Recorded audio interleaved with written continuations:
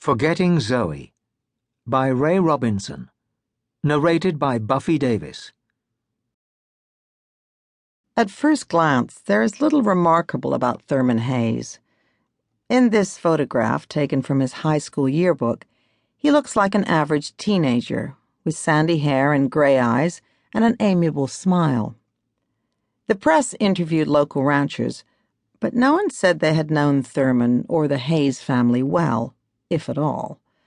No one said that he was more or less a pleasant man, a nice man to talk to. No one said he was a harmless fellow who kept himself to himself. No one expressed any real surprise at what he'd done, either. April 19th, 1995. Coyote Plains, Arizona.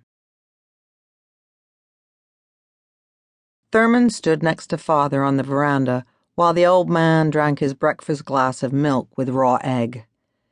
The sheet metal sky seemed to have gone mad in its morning glare, but there were dirty clouds out there scudding the horizon. Father scratched his weather-tanned neck. His grin was a challenge. "Sure you wouldn't rather be at school, doing algebra and kissing the girls?"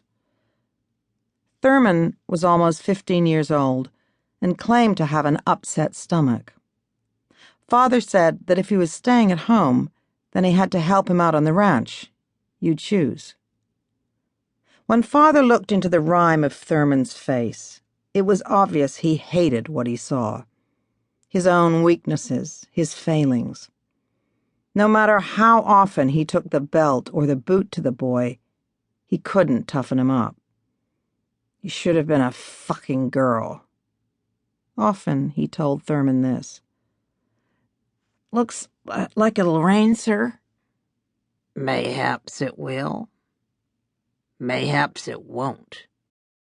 They headed out into the morning light, Thurman watching Father out the corner of his eye. How the old man was beginning to stoop. It was midday before Mom found them. She approached on horseback as they paused. The horse stamped, snorted, scissoring its ears.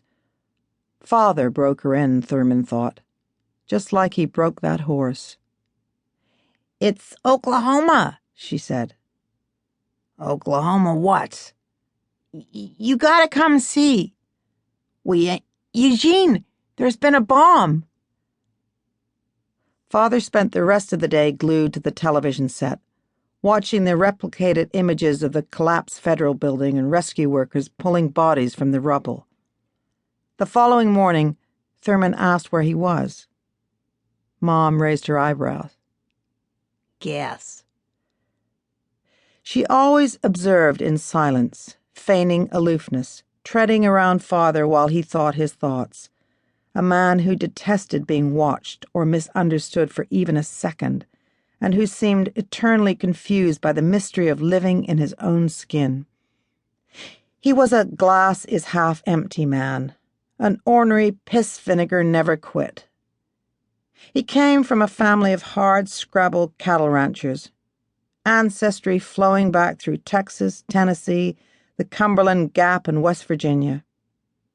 His family rode in the Texas 2nd Cavalry during the Civil War and fought in the Battle of the Bulge, and he was quick to let you know about it.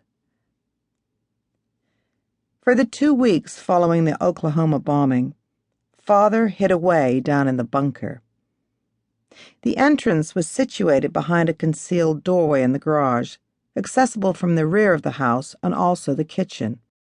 This doorway opened onto stairs that led down through 3 sets of doors, leading to a fourth 300-pound steel door that once belonged on a bank vault, fitted back in the late 1950s.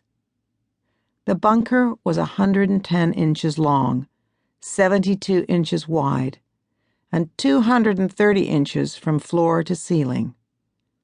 The walls consisted of an outer shell of 14-inch and an inner shell of 16-inch reinforced concrete, creating an anechoic, soundproof chamber. During those 2 weeks, Father set about turning the bunker into a habitable space. making plans to install a new ventilation system. To keep listening to this audiobook, I've left you a link in the description so you can do it, at no cost thanks to Audible's 30-day free trial.